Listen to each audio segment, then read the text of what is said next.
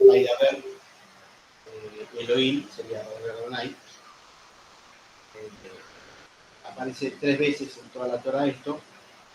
Una vez con Noah, cuando Dios le dice a Noah que salga del arca, que ya las aguas han bajado y que pueden salir del arca.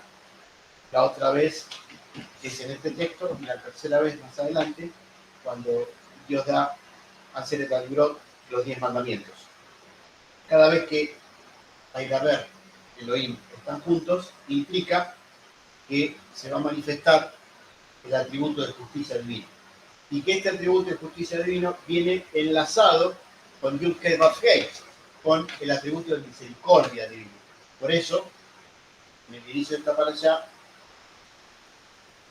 Dios le dice a Moshe que le va a dar este nombre, Yud-Heh Vav-Heh, que no le había dado a sus padres, Abraham, Isaac y Jacob, indicando que la salida de la esclavitud de Israel del Egipto es un juicio punitivo, Elohim, el atributo de justicia divina, y un premio demostrando el amor que Dios tiene por el pueblo de Israel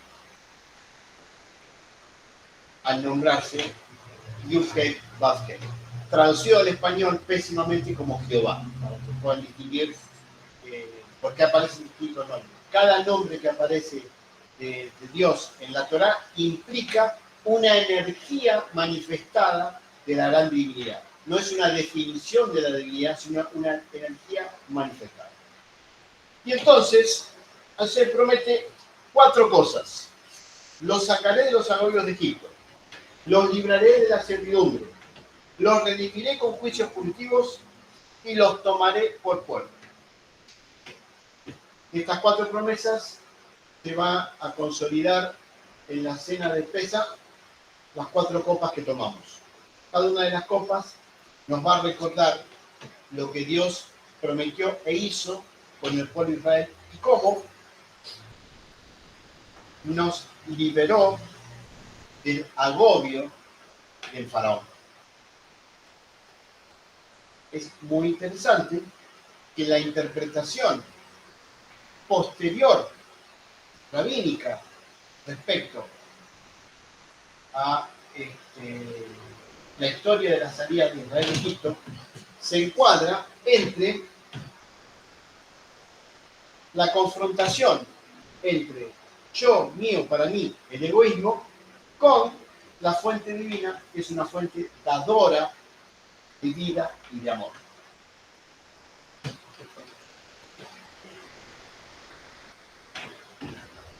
Por eso la última noche de Yeshua con sus discípulos fue el Pesaj. Y por eso levantó la copa de la redención, la tercera copa, y después el amotzi, que es el pan sin levadura, y eso fue lo que partió y lo que tomaron sus discípulos. Y después se fue a orar, a hacer tefilá a Dios, y sus discípulos se fueron a dormir.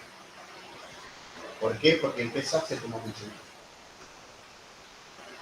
Pero en esa circunstancia, el Mesías sabía que era la última noche que iba a estar en el mundo físico. Bueno, Dios habla con Moshe, Moshe tiene las promesas de Dios, va a hablar al pueblo, y el pueblo no acepta esta posibilidad de salir a la libertad. ¿Por qué? Porque estaban muy agobiados por las tareas que tenían.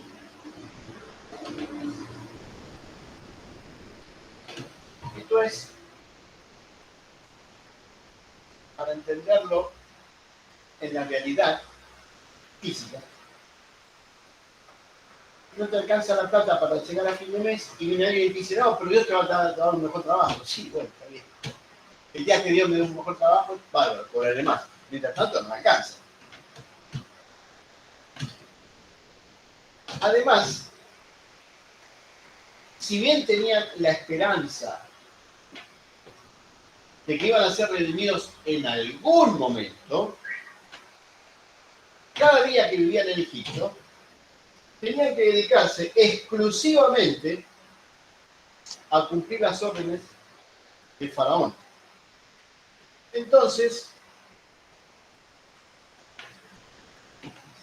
la realidad de todos los días los tenía muy sometidos. Y cuando uno queda sometido por esa realidad de todos los días, se forma un acostumbramiento. Yo no puedo, es muy difícil para mí, ¿cómo lo voy a hacer? Entonces, ¿qué hace Dios? Bueno, te retiene en el agobio hasta que internamente ya no soportas más. Y ahí te abre la puerta. Son dos fuerzas que se conjugan. Para que del interior surja eso que decimos, no aguanto más la situación. Y cuando ya no lo pensás más, das el primer paso. Y ahí Dios te abre la puerta y dice, el camino por acá. Inmediatamente van a comenzar toda una serie de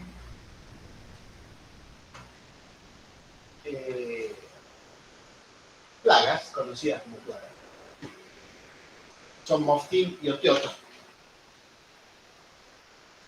Y una puja, por así llamarlo, entre el Dios de Israel y Faraón, que era el Dios en la tierra de los egipcios. Ténganse en cuenta que en aquellos años cada pueblo tenía su Dios.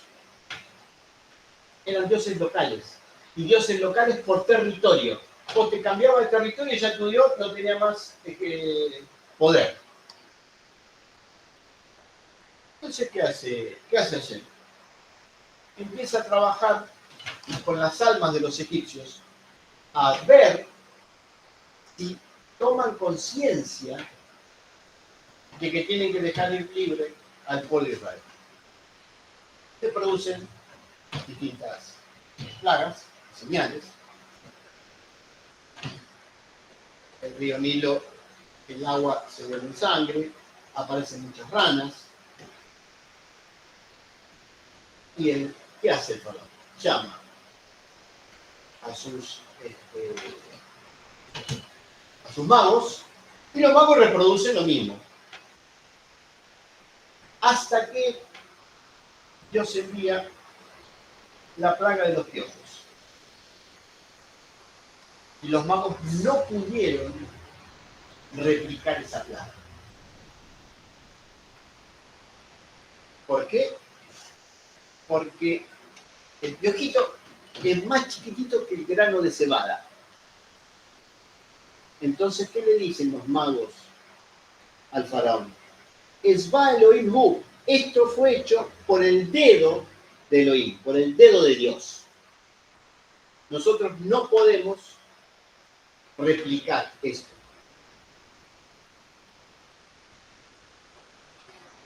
Toda acción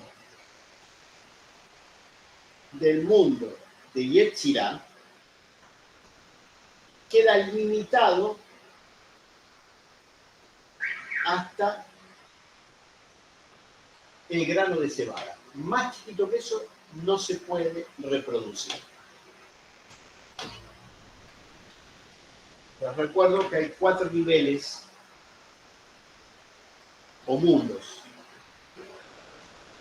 Asia, físico, Yetzirah, emocional, Beria, el de los arcángeles, y Yetzirah, el del trono divino. Entonces,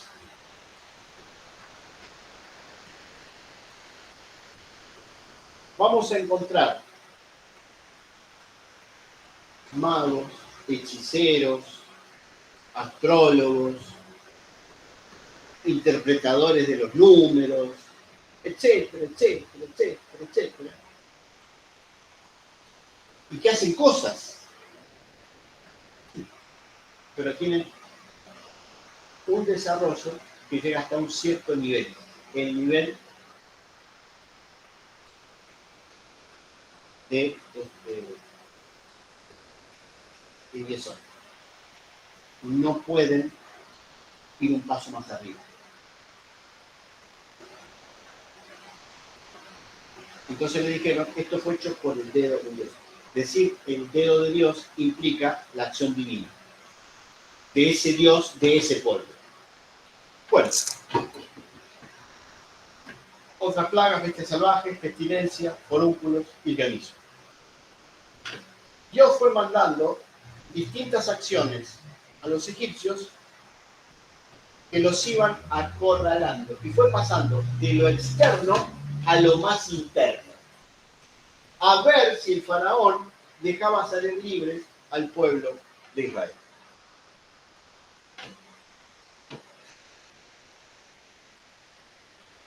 Algo muy similar pasó con Yeshua. En algún momento lo acusaron de que él echaba fuera a los demonios en el nombre de Belcebú, el dios de las moscas, Baal-Zebú, el dios de las moscas. Las moscas pertenecen al nivel del grano de cebada. Entonces le decían, vos hacés esto de que echás fuera a los demonios porque lo haces en nombre de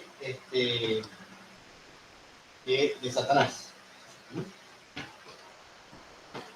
Entonces, Yeshua contesta que un reino no puede estar dividido contra sí mismo. Y agrega que todo lo que él hace, lo hace en el nombre del dedo de Dios. Es decir, que la presencia... ¿Pueden cerrar la puerta, por favor? Muchas gracias. Muchas gracias. Que la presencia del mundo superior es lo que elimina y es correctivo del mundo inferior. Es lo mismo que pasó con el grano de cebada y los magos egipcios. Entonces,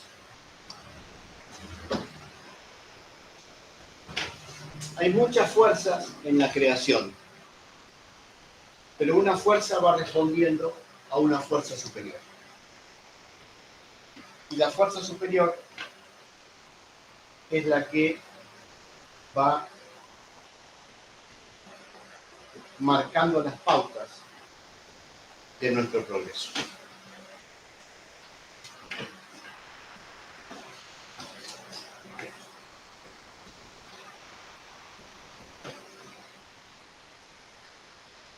Todos vivimos el proceso de la esclavitud y de la libertad. Faraón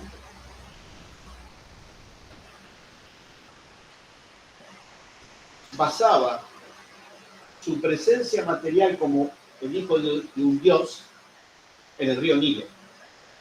Las aguas del Nilo eran las que daban vida al imperio egipcio por la cosecha y por los peces.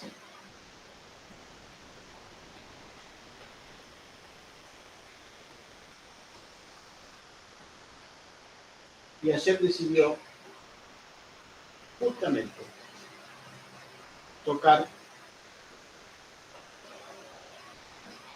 el imperio de todo faraón. Todos vivimos en el proceso de estar esclavos del agobio, de no poder ver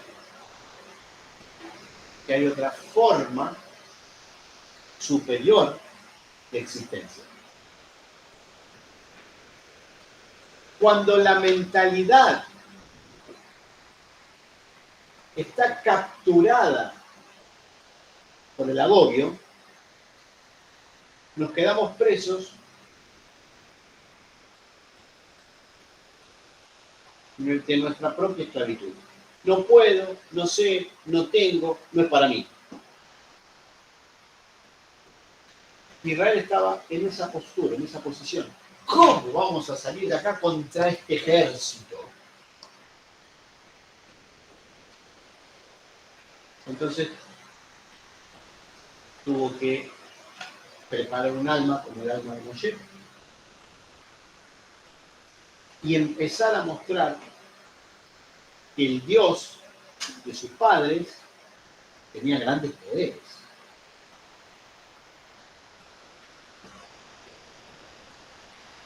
Para salir del no puedo, no tengo, todo es muy difícil, ¿para qué? Tenemos que romper con las propias cadenas. Y cuando empezás a romper las propias cadenas, te vas a dar cuenta que ese círculo te está oprimiendo. Fíjense qué interesante, lo vamos a ver en los siguientes. Toda esa generación que salió de Egipto entró a la tierra prometida. ¿Por qué? Porque habían crecido y se habían desarrollado en un determinado nivel.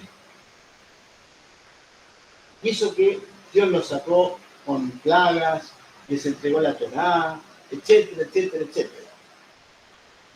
Y después se le volvieron en contra al mismo Moshe. Es muy difícil, pero no imposible, romper las propias cadenas. No puedo, no tengo, no sé.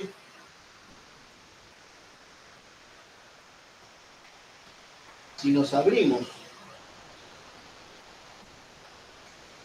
al mundo superior, vamos a observar la acción divina en nosotros. Y la acción divina se produce.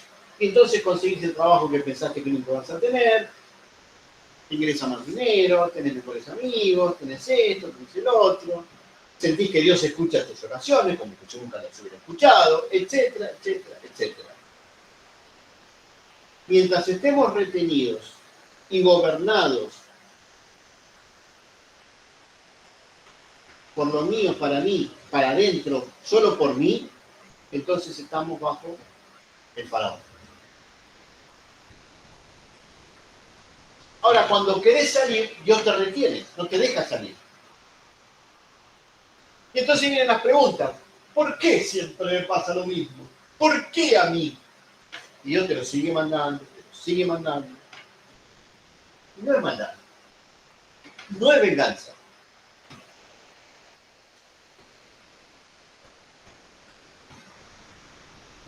Es como regar una planta todos los días. Dios te echa el agua. Y la planta va creciendo. El deseo de libertad va creciendo. Hasta que la planta creció. Y ahí estás libre para entrar a una nueva dimensión de tu misma vida. No cambiaste la vida, no te fuiste a otro barrio, a otro lugar. No. Sigue estando todo igual. La diferencia es que cambiaste internamente. Y sos libre de tus propias cadenas. Ahora, cuando Dios te abre la puerta, prepárate. Porque vienen grandes sorpresas. Nuevos desafíos.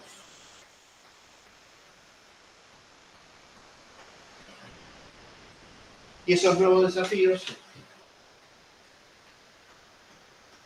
tienen que impulsarnos a romper aquello que nos está deteniendo.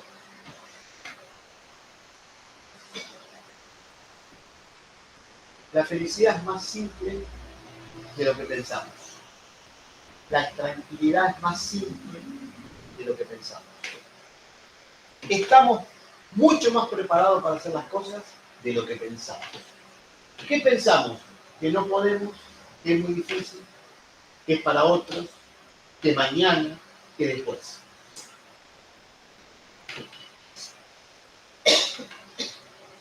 Por supuesto,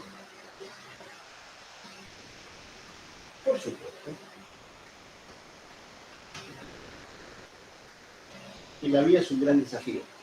La vida de todos los días, ¿eh? Es un gran desafío.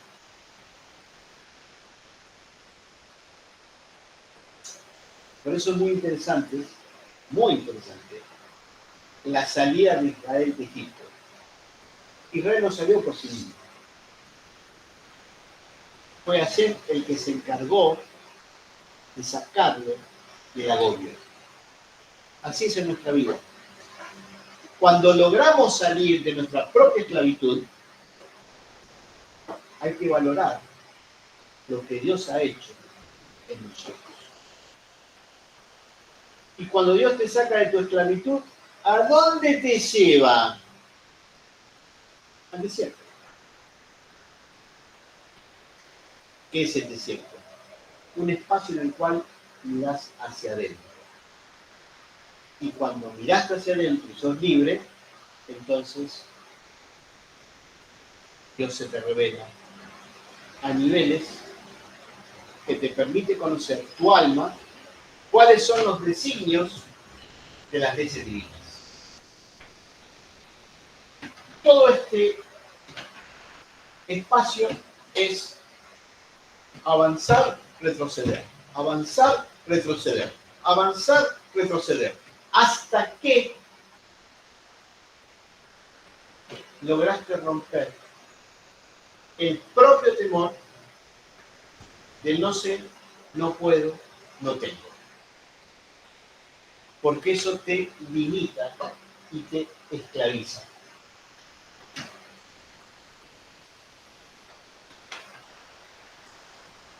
Solo hace falta confiar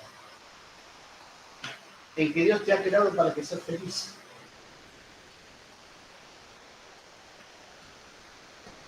No creer, sino confiar. Y si Dios te creó para que seas feliz, reclama lo que es tuyo, la felicidad. La felicidad te va a llegar. Porque la felicidad no es un objeto que llega a tu vida, sino que es algo, por así decirlo, que está en tu interior.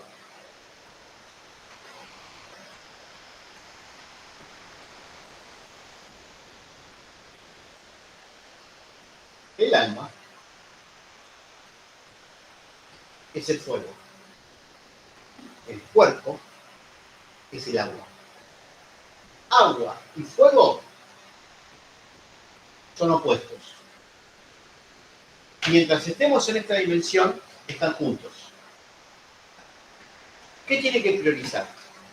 El alma, el fuego. Pero ¿quién la conduce en este mundo? El cuerpo, el agua. ¿Cómo romper con Faraón, con el cuerpo?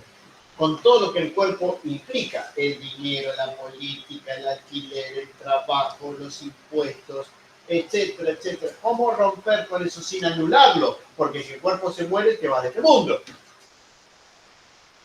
Hacer que el cuerpo dirija los caminos hacia el alma. Cuando logras eso, entonces el alma queda libre de la esclavitud del cuerpo y se empieza a expandir. Y cuando el alma se expande, te das cuenta que el amor divino es eterno, único, igual para todos los hombres. La diferencia es en qué nivel está tu alma respecto a las 4 dimensiones que les nombré. Hacia Yetzirah, Beria, Achim. Hacia lo físico. Yetzirah, la emoción. Beria, el mundo de los arcángeles, donde el alma se encuentra con los suyos. Yetzirah, el trono divino. Hay 4 promesas para que lo alcances. Nos va a sacar del agobio.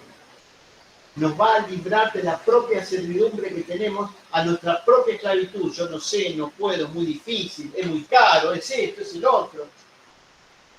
Nos va a redimir, porque nos va a cambiar la manera de mirar y juzgar los hechos.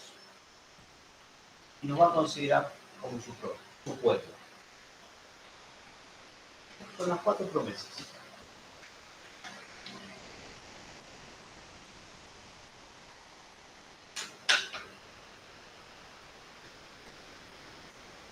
No hay enfermedad que Hashem no pueda curar. No hay trabajo que Hashem no te pueda dar.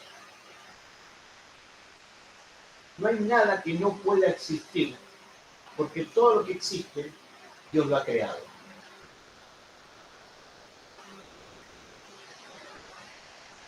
Pero la acción divina se manifiesta y el alma la ve cuando el alma está preparada para ser libre.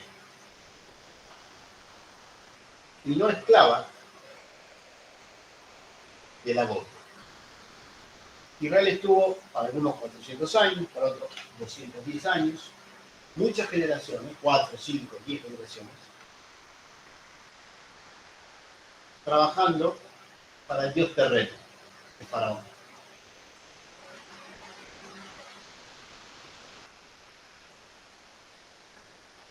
Y tanto le pidió Israel a Dios, que la Torah dice, escuché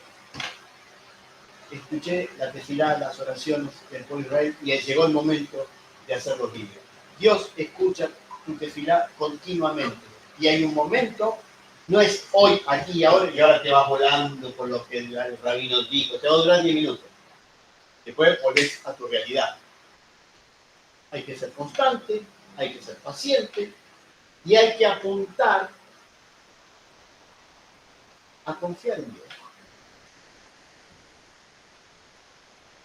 Y en ese proceso hay un punto en el cual Dios te abre la puerta y permite que tu alma alcance niveles superiores de comprensión de quién sos, dónde estás y hacia dónde vas.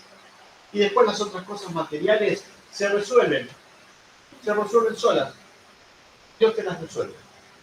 Porque la cuestión no es lo material, la cuestión es cómo vivir libres del no puedo, no soy, no tengo, es muy difícil para mí.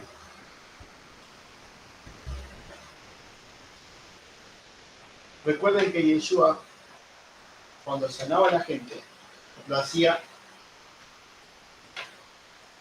en nombre del dedo divino, es decir, de la acción divina. Por ende,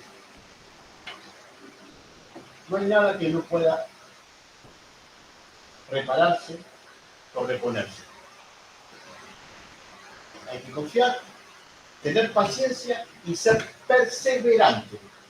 Y Dios contesta. Dios no va a cambiar tu vida. Vos vas a cambiar en la vida. Y después las otras cosas se empiezan a acomodar solas. Porque ahí optás, hago esto o hago el otro, estoy con esto o estoy con aquel, voy a un lugar o voy al otro, y ahí los caminos se abren. Hemos nacido para ser felices y libres. Felices sirviendo a Dios y libres del ego. Shabbat shalom. Bueno.